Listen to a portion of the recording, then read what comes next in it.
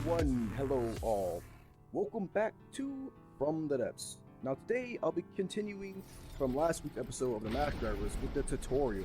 I have been exceptionally stressed as I mentioned and just spending a lot of my time just blowing stuff up and having a good old time. So I figured it'd be a good idea to give you guys a tutorial on how to make your own. So first and foremost, you want to have some sort of platform, vehicle, whatever fortress that has plenty of materials and plenty of ammo. This is a good way to start. You want to slap down some form of left-right aiming. I will use a 3x3 turret for simplicity, and I'm gonna try to make this fit inside of a 7x7. I want to make something that looks a little bit more traditional, I'll say. So we go up to here, and let's say that's about a good height for our gun. On top of this, we're gonna slap down a an elevation turret. I'm gonna go ahead and limit this, and this is important if you want to have some sort of semblance of fairness, so you don't like spin block or cheese or anything like that. Like so. I'm just gonna give it a relatively moderate firing arc, you know, some like that. On top of this, we're gonna go ahead and slip down our firing piece. Now, I recommend using 2 firing pieces, and you'll see why in a moment. So let's go ahead and put them offset like so, and then give them up to here. And so if you want a good bang for a buck APS, you're gonna want to make it about between like 250 and 350 gauge. That way you get the most amount of rail for the most amount of material, or for the least amount of material, so you're kind of min-maxing. Of course, if you want just raw damage, you know, 8-meter shells, 500mm gauge, that's your way to go. But I'm making something a bit more simple. You can go ahead and experiment on your own later. Alright, and I said about 50, so that puts us right in that range right there. You're not connected. I'm gonna go ahead and stick down a metal piece right here. And behind the metal piece, I'm gonna go ahead and stick down a blueprint spawner. I will come back to that later. Alright, so I'm gonna go back to our main craft, and for this smaller one, I will be using 3-meter shells. Once again, like I said, more damage. You can use much larger projectiles, but right now, just keeping it simple. The way you make a projectile is like so. You want to put a grav hammer on the back of it. Railgun casings do not help. They don't increase your rail draw as compared to just actual pieces. I don't know why they're in a game, but there's like a 1% gain in rail draw for using these things, but you lose, you know, a bunch of shell pieces. So it's a lot better to just go ahead with something like this. You will stick as many stabilizer pins as possible, and then we get to the tip, change it to a disruptor conduit. And then this should allow me to get this to be a little bit large, actually. Cut that off really quick. Still a little large. And there we go. Scroll up, scroll up, scroll up. I can go ahead and put some more pieces down on it. Like so. Alright, and then that should allow me to make it a 300mm gun exact. So we'll go ahead and use, instead of this, I will 29%. I'll slim it down to a 293. There we go. Alright, so come back over to these guns. And I'm not going to be building super space efficient, meta this, meta that. This is just so you guys can get a general overview for how to do it. You can tweak, change, optimize on your own.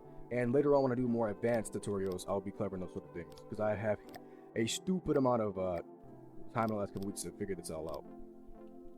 Alright, let's go ahead and tell it to load that. Load that. Now what's our RPM for this? This is 3.5, which is fine. You can up it through other means. Once again, base level tutorial. Alright, and what I will be doing here is I'm just going to stuff as many rail charges as I possibly can in this thing. And actually, how many meters am I going to be saving? So I will leave this to bottom. I could lower this by 1 meter. I think I'll do that actually. Yep, there we go. So now it's looking like a somewhat normal turret. Somewhat. Okay, and then what we're going to go ahead and do is, let's see, we need some sort of rail draw on this thing. Let's go ahead and then, no mantlet, you do not want a mantlet. What's the minimum distance for a 9 meters? Okay, cool. So what we'll do is stick down 3 of these, just like that. Relatively, actually no, I want to move these barrels out one. You'll see why later. This will be very, very important for more advanced ones you build. Let's go ahead and swap over to a turning boy, another turning boy, and get rid of this thing. There we go. I did that incorrectly. Come back. There we go. Alright, and then accuracy, set that. APS, switch it over. Don't like it when they spin. 293 precisely. And then I'm going to give these firing restraints that are literally backwards, so they cannot fire on their own. You could have a dual-purpose gun to where it's a regular gun and it can double as a mass driver. I won't be doing that. Once again, take it on your own. Figure the things out for what works for you. Put this around. There we go. Copy this, and then copy, paste. Alrighty. Now let's go ahead and slap down the barrels. We need at least 9 meters for solid accuracy. I'll go out to 12, like I said. That should be more than enough. We have 0.08 in accuracy. That's not bad. It's gonna go up from recoil, but we do not want any recoil absorption whatsoever on these things. That simply saps away the power you get.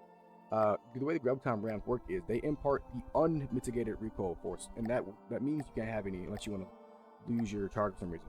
But that might be a nice way to, if you like a particularly large gun, it might be a nice way to get a little bit more use out of it as a dual-purpose gun, so when it's not shooting other craft at other craft. All right, then I need to put down some actual barrels. I will put these. I will move this down to here.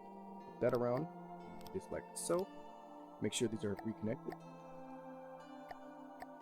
All right, and then get us our rail barrel magnet fixture. And this thing can have a total of 47,766.7 electric draw. So that means we need 50,000. So these each have 5 on them. So we need 10, 2, 3, 4, 5, 6, 7, 8, 9, 10. There we go. That should be 50,000. Perfect. We're going to go ahead and limit it to that maximum. So it said, actually, what was it again? 47,766. All right.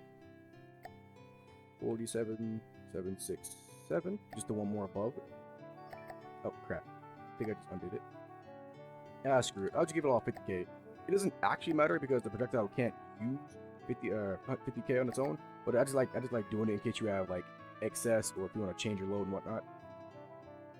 All right, and then what we're gonna go ahead and do is I'm going to load what I call my mass driver projectile base. Now this projectile is. Wait, did I spawn? Oh, right. This thing has no repair bots, of course. You will want some repair bots on yours so you actually can build your projectile because it doesn't spawn fully built, of course. Alright. Oh, I see the issue. Right. You want to go back to your blueprint spawner. Make sure this will hold it until it's completely full. Now, and then you want to tweak with this, but you'll do that after the fact once you figure out where you want it to actually load at. Since with this, we have 12 meter barrels to here. That's 14, so about 15 should be a good spot for us. That's my fault. Moving a little bit too fast for the moment. Let's go ahead and skip it. Nope. Skip the repair. Okay, whatever. Game doesn't want to work with me. Okay, so the way this works is the main body of the craft is this here light block. Light blocks have absolutely no drag. Sub objects also have no drag. So put a light block down, a spin block, and then you like a flat spin block so it doesn't mess your camera up, and then you build anything on top of it. So this now will experience absolutely no aerodynamic forces slowing it down. So we will maintain our speed over any distance. You want to go build on this sub object part. And I use trusses. They are extremely light and relatively cheap. You get 2 materials per meter, and they're exceptionally light, making this not heavy, going a lot quicker. So for something simple, I will use 4 long like so. And then what you want to do is you want to get lined up with your barrels right about here. And then I personally like using these wedge fronts. They are exceptionally cheap and really low health. Put on each side a meter in front of your barrel. Not here. This won't work. It'll just phase through and not fire. Right about here, you could go further, but then you run the risk of it not coming out straight and whatnot. So I personally would go here. I'm going to use a 3 meter one. Come back over to here, to the actual gun. Grab these, and I should have done this earlier, but I wasn't thinking. Cop it really quickly, flip it sideways, destroy this, just for me. Turn that back on, destroy that. Put these sideways. Paste it back on, paste it back on. Put the magnet back down. That was so they don't spin because it's default to spin. I hate it. And then what I like doing is I like taking these to sit slightly outwards by a degree or 2. That keeps them from potentially coming inwards and you know, ruining your projectile because it does take damage, of course. All right, come back to here. Now you want your center of mass behind the actual firing point, which is here. So what I like to do is flip around, put a truss right behind it, and then at the end of it, just slap down a bit of lead. You could use more, you could use less. This is just something super simple. And also, I like doing this. It helps your stability and accuracy a lot. You want to take some sort of wing or propulsion device and make it spin, like so. And 2, and then 1, 2, 3. All right, make these have a default spin, like that.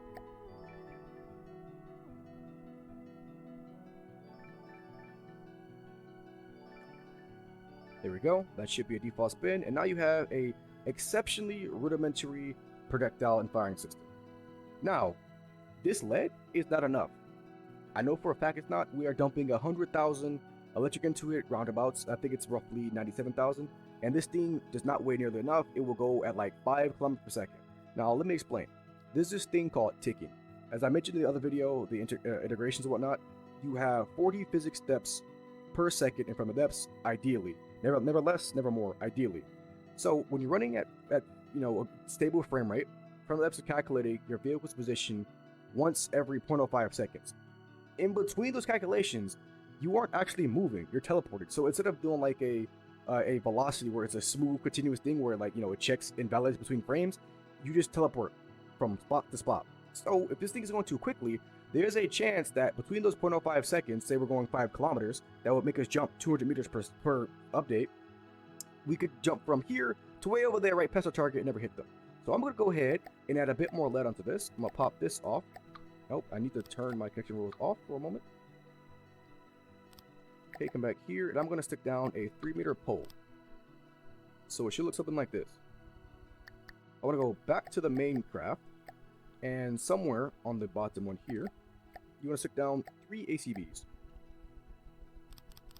Alright, we are going to have the one on the left is going to activate your weapon systems, set them to fire, and we want to rename these to something. I will name these MD because these are mass drivers, like so, like that. Come back over here, make sure it looks for MD. Oh wait, capitalize, of course, and give it, I think, I'll give it infinite range because it's only going to be looking for these. If you have multiple on your craft that are named MD, you want to change it or use different names, of course. Then this one right here, we are going to have it activate on the down key. This is where you put in your input. For the tutorial, I'll be using a complex controller with the down key. Is what I use for my testing anyway. Come over to your constructible spawners and have it release the vehicle. And that's going to release this one up here. Alright, and then this one right here is how we're going to be reloading. So I use up for my testing. And then over here to the constructible spawner, spawn default vehicle.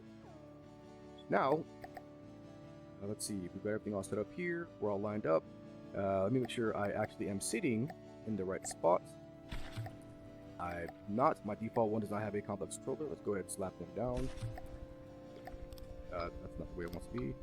So, there we go. And now, one more thing. You want to set your turrets to some form of control. You would have this if it was a regular gun anyhow. I use 1 for testing, and now you'll see that I can aim and look relatively like a turret. And the one issue you have is if you can, I'll freeze time. If you see, this is what happens. So this is the clipping I was talking about. If you had an actual turret well, you'd be clipping through the wall. These projectiles are not actually explosive because there's not a lick of payload on them, but still, you don't really want your gun sticking out of its armor. I've yet to find a simple and intuitive solution to where it doesn't require like trigonometry to hold it properly. But once again, for a basic tutorial, this is all you need. Now our fire button is 1. I will aim over here and then just kadoosh, and there we go. And that thing is traveling at 3,812 meters per second, which is exceptionally quick.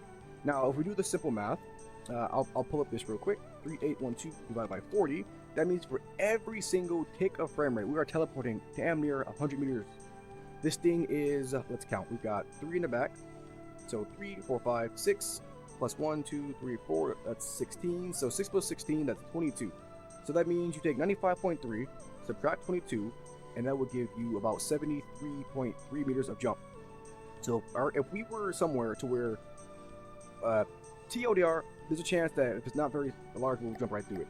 So the way you change this is I'm going to destroy that. I'm going to go ahead and respawn it.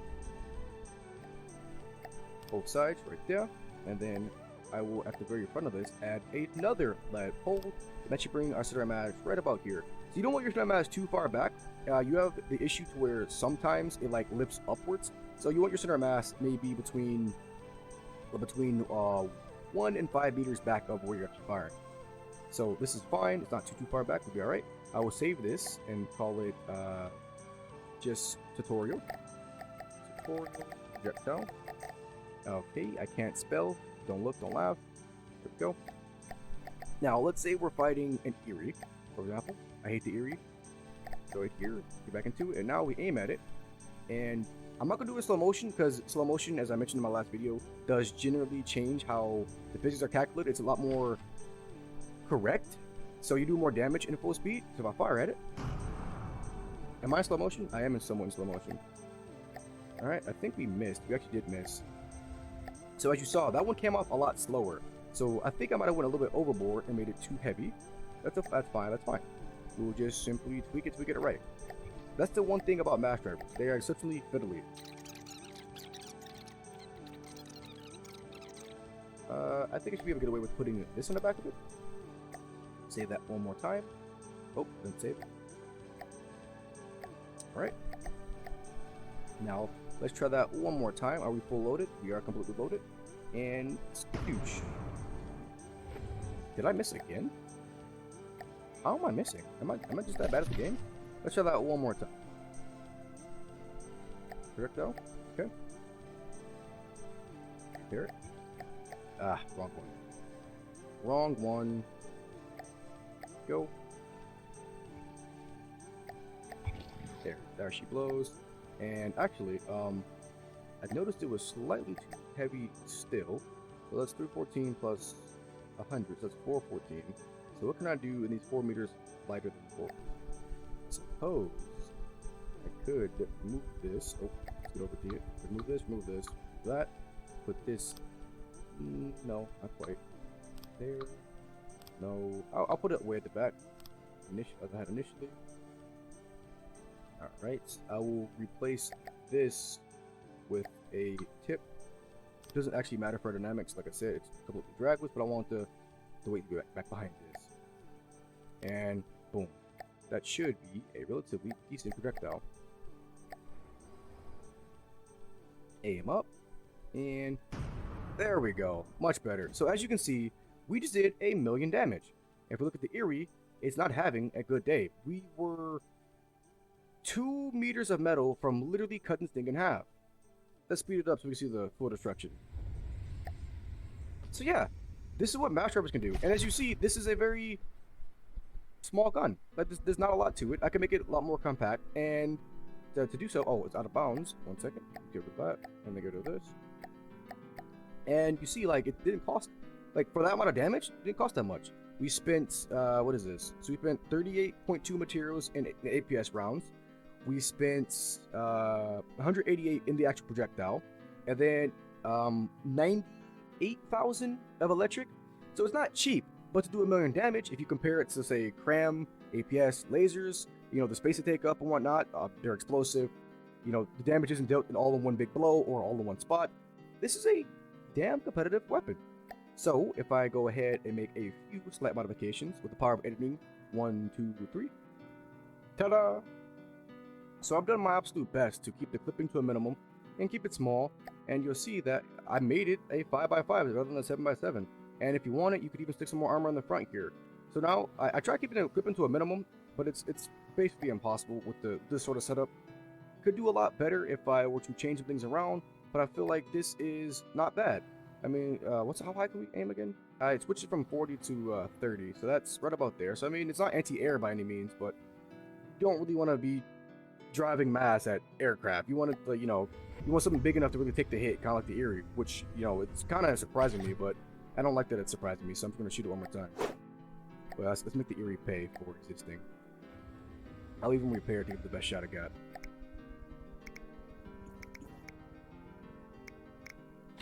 But yeah, that's all I got. I'm just gonna go ahead and give the Eerie a nice little send-off. I repaired it, but I want to see you guys, you know, some of the stuff you can do when you get kind of a bit more advanced and into it. You can do things like this. So where the area just instantly dies. That's all I got, guys. Hope you guys enjoyed it. I'll see you next time. Bye bye.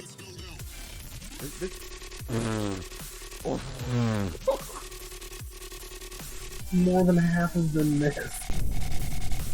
Yeah, but the bulwark is not happy about the half that didn't miss. They just decided to roll over. You've got holes in the bottom. Okay, now it's. Oh, I think your Seguros is about to into space. Here's a little treat for you guys to stick around to the very end. Let's go ahead and shoot some Scholar Dawn. I think this is the Crucible. Let's give it a nice little send-off.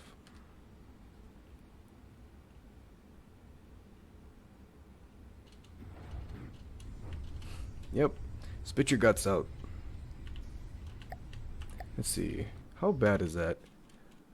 Oh boy. Not quite a kill shot. These things are damn resilient, but pretty sure it's gonna be going down in a couple seconds. Oh yeah, it's not having a good day.